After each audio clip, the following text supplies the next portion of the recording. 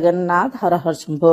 आज हूँ शनिवार। आज होना कहीं प्रत्येक शनिवार आमे भगवान पाखरे तेलर दीप लगेबा दरकार।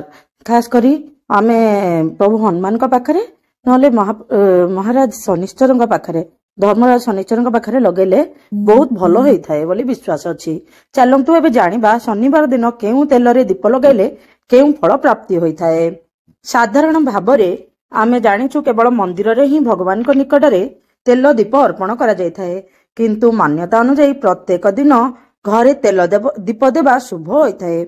जदि आपण प्रतिदिन तेल दीप दे पारु नाहंती तेबे प्रति शनिवार दिन तेल दीपटीए घरर ठाकुरंक निकटरे निश्चित भावरे दियंतु। किंतु एही तेल दीप जळेबा पई विशेष भावरे राशि तेलर प्रयोग करने अत्यंत शुभ होता है।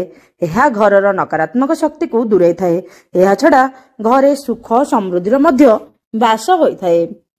द्वितीय होची मान्यता अनुसार मान्यता रही जे घरे राशि तेलर दीप जळेबा द्वारा माता लक्ष्मी प्रसन्न होइथांती।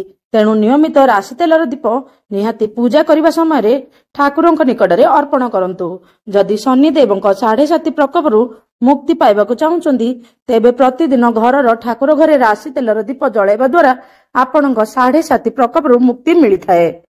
देवंक 7.5 प्रकोपरु मुक्ति पाइबाकु चाहुचंदी तेबे प्रतिदिन घरर ठाकुर घरे राशि तेलर दीप जळेबा द्वारा आपणकर 7.5 प्रकोप मुक्ति मिली थाए। जदि आपणक राशि रे मंगल प्रकोप रहुचे तेबे प्रतिदिन घरे राशि तेलर दीप जळांतु। यह द्वारा कुंडली रे मंगल मजबूत हेबो एवं प्रभु हनुमान को कृपा मध्य रहिबो। जदि आपणक जातक रे चंद्रमा प्रकोप रहुचे तेबे प्रति गुरुवार सोमवार राशि तेलर दीप जळेबा खूब जरूरी होते।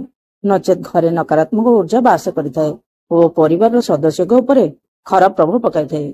प्रति सोमवार दिन घरे राशि तेलर दीप जळेबा द्वारा महावीर हनुमान कृपा लाभ होता है एवं घरर समस्त बाधा विघ्न जीवन चिंता और दुख कष्ट दूर होता है एवं आपणक परिवार उपर सर्वदा महावीर कृपा लगी रही है।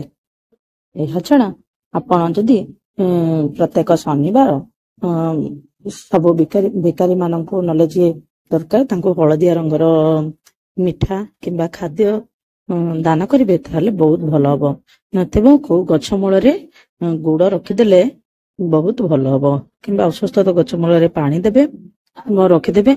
आउ जदि आपण चाहूचंती आपण जदि सक्षम अछि तेबे प्रत्येक दिन घरर प्रथम जहाँ रोषे हेबो प्रथम खाइबा बाहर करी को भिकारी को किंबा गोमाता को जदि दे देबे निश्चित भाव में आपण 7.5 प्रकोप दूर पाइबो। आउ यह छड़ा आपण जीवनर उन्नति हो 7.5 नथिले मध्य भगवान आशीर्वाद आपण पर बजाय रहिबो।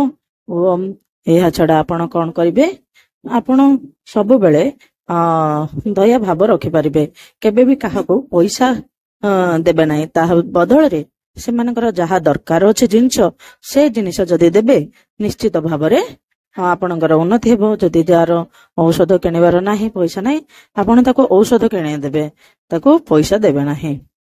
देखिए सब छोट छोट काम कले निश्चित भाव में आपणकर जीवनर उन्नति हम और आपण सब दुख दरिद्र दूर हो पार। ये सब शास्त्र सम्मत तेणु निश्चित भाव में पालन करने को चेष्टा करेंगे। आपन जदि तथ्य भल लगे निश्चित भाव लाइक शेयर एंड सब्सक्राइब करदे।